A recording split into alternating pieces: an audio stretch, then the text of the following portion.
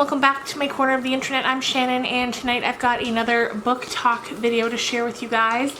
And today we are talking about Three Wishes by Liane Moriarty.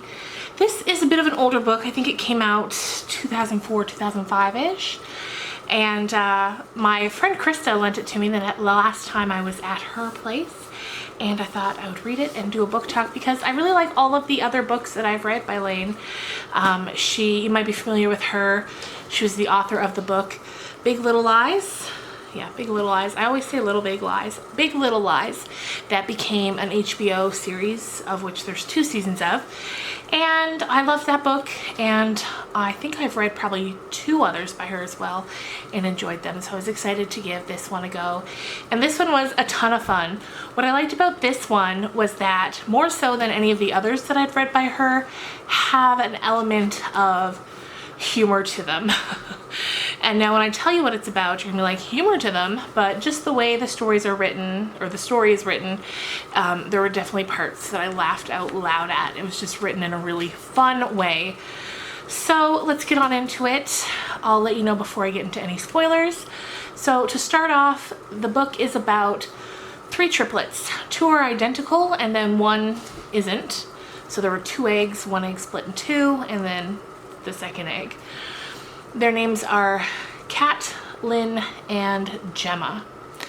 And the book takes place in Australia, as I think most of her books too, because I'm pretty sure she's from Sydney, Australia. And throughout the story, we get to see into the lives of these 3 women. They are 33 years old when we meet them. And we start off with Kat. She's kind of our main, at the beginning, the main girl that we're learning about.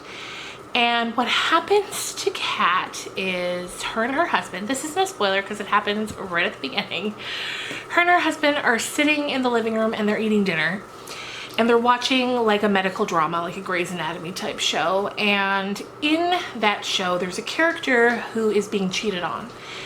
And Kat is expressing that she thinks that the man who's cheating on her should tell her, that she deserves to know. And her husband's kind of like, you think so? I don't think that's a good idea. I don't think he should tell her. And Kat's like, no, he should. She needs to know. It's not fair that she doesn't know. And then as they're eating dinner, kind of a silence falls over the room. And he says, I have to tell you something. And that's kind of where it all begins to fall apart for Kat. So of course her husband tells her that he had an affair. He swears up and down that it was a one-time thing, it's long over, and they kind of from there decide to just sort of move on with their lives. She decides she wants to try to make it work with him, but she can't let it go. She's obsessed with asking him really intense questions about what happened, who it was with, what they did, where they did it. She's having a really hard time letting it go, understandably. So we also learn a bit more about the other sisters. So Kat and Lynn are the 2 that are identical. Lynn is a businesswoman. She runs a sort of catering service. And she's married to a man named Michael, and they have 1 daughter, and then Michael had a daughter from his first marriage. So Lynn has her daughter, and then her stepdaughter Kara. Kara's a teenager. And then there's Gemma, and Gemma is kind of the more free-spirited of the trio. She was in a serious relationship a few years ago. They were engaged to be married, and at first we just sort of learn that she was engaged to be married to this man, and he gets killed in a really tragic accident. He gets hit by a car, thrown through the air, and dies pretty much immediately. Since then, she's had a really difficult time really committing to anybody. She goes through boyfriends a lot. She finds that after a few months, rarely ever any longer than 6 months, she breaks up with them, and it's always her. She's always the one that bails. They've also got a mom named Maxine and a dad named Frank. We get some flashbacks to their marriage when the girls were young, and their divorce. They divorced when the girls were 6, I think, and so we get a bit of insight into how that happened and why and how the girls reacted to it. So the book, it kind of cycles through perspectives. We get chapters from Kat's point of view, Gemma's, and Lynn's. Then every few chapters we also get this like page of how other people have seen them. It's kind of hard to describe, but we get a page that looks at their lives, but from somebody who had just seen them in passing, like at the beach when they were teenagers, at a park when they were little girls. And that sounds creepy, but it's kind of just stories of people telling stories about these triplets they've seen. Because of course, whenever you see triplets out in the wild, it's very, it's rare, so it leaves an impression. And these girls were always very beautiful and carefree, and so that drew even more attention. So we get to see them through strangers' eyes from when they're kids right up until kind of the end of the book. And I thought that was an interesting little thing to throw in there.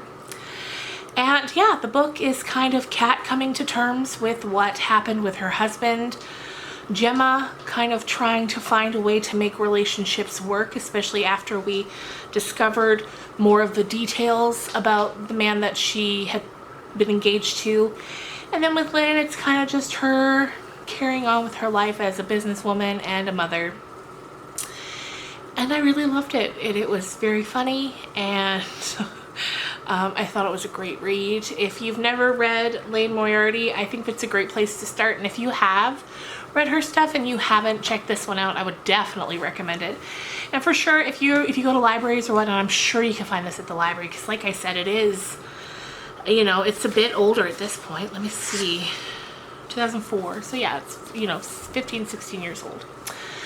So if you don't want any spoilers, now's the time to get the heck out of here, because I don't want to spoil anything. And for the rest of you, let's carry on, and I will tell you about what happens to these Kettle sisters. That's her last name, Kettle. Okay. So for Kat, we'll go one by one. For Kat, she ends up getting pregnant a few months after she learns about what her husband did. And she's so excited. They've been trying for ages. And they really decide that they're going to put the past behind them, and they're going to move forward and just try to be a family, just do it, because no matter what, she really loves him a lot. So meanwhile, Christmas is approaching, and Gemma, she's been seeing a new man named Charlie. She really likes him. He's a little different than her regular type, but she's really giving it an honest to God go with him. And the girls are all getting together for Christmas dinner, and so Gemma says, you guys are finally going to get to meet Charlie, that's her boyfriend. He's going to pop by on his way to his family's Christmas. And so he does, and when he comes in, he says, sorry, I can't stay long.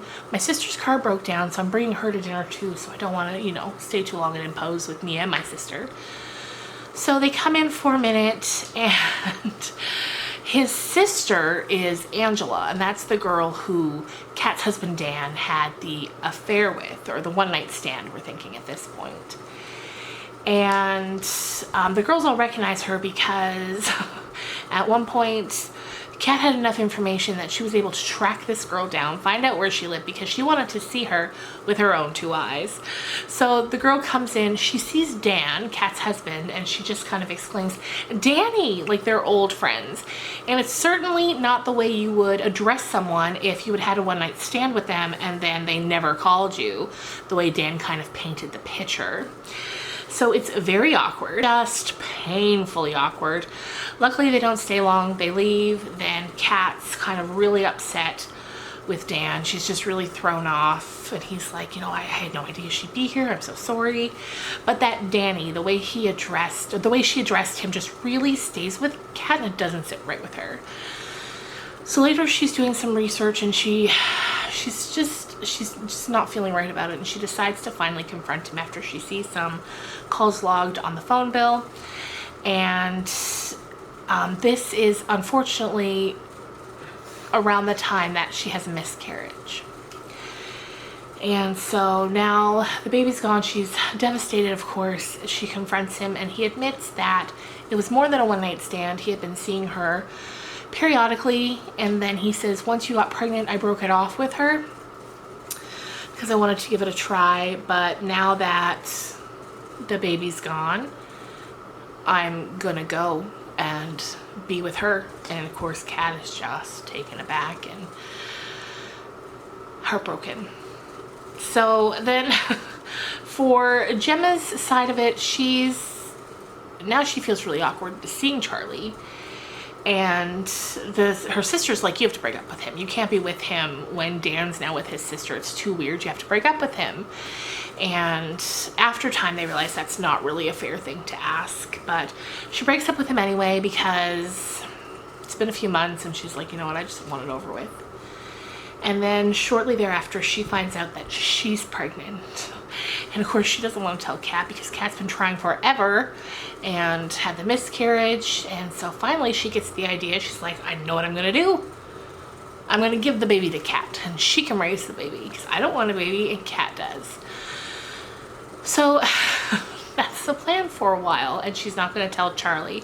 And the not telling Charlie really doesn't sit right with Lynn, the third sister. She's like, this is not okay. You have to tell him. And eventually Lynn takes it upon herself to tell him. And during that time, Gemma really has a change of heart, and she decides she wants to keep the baby and tell Charlie about it and let him be a dad, because she realizes that she really likes him and she doesn't want to throw it away just because of the mess that Dan made, of all people. So the baby comes early after a bit of an accident at a fondue restaurant when the sisters are there celebrating their 34th birthday. When Kat finds out that she's changed her mind, she gets mad and throws her fork down, and her fork ends up hitting Gemma right in the stomach. And I know it doesn't sound funny, but the way it's written is so funny because of course her and the baby are fine, but it does send her into a bit of an early labor and she has the baby. As for Lynn, she's just kind of living her life. She's dealing with her kids. She's forming a closer relationship with her stepdaughter, which is really nice, and her stepdaughter's kind of opening up to her. And I really liked Lynn, and I liked her husband Michael, and I like their storyline. And yeah, from there it kind of ends with Gemma and Charlie raising the baby. At one point she calls her mom because she's just exhausted. You know how it is when you've got a new baby at home, and she calls her mom and she's like, how did you do this with 3 at once? And her mom's just like, it was a nightmare of epic proportions, trust me. And so it all just ends with knowing that things are looking up for them all, for Kat. She's ready to get out there and start dating again, put her feelers out, see what she can find. Gemma's got Charlie and the baby, and Lynn and Michael are doing well.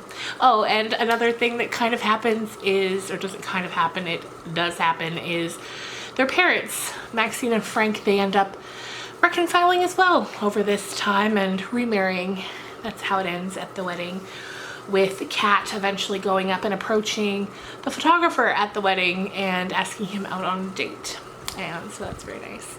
So yeah, if you're looking for just kind of like it's perfect, I find, for the summer, even though Christmas is mentioned, but it's just a perfect, light, fun summer read.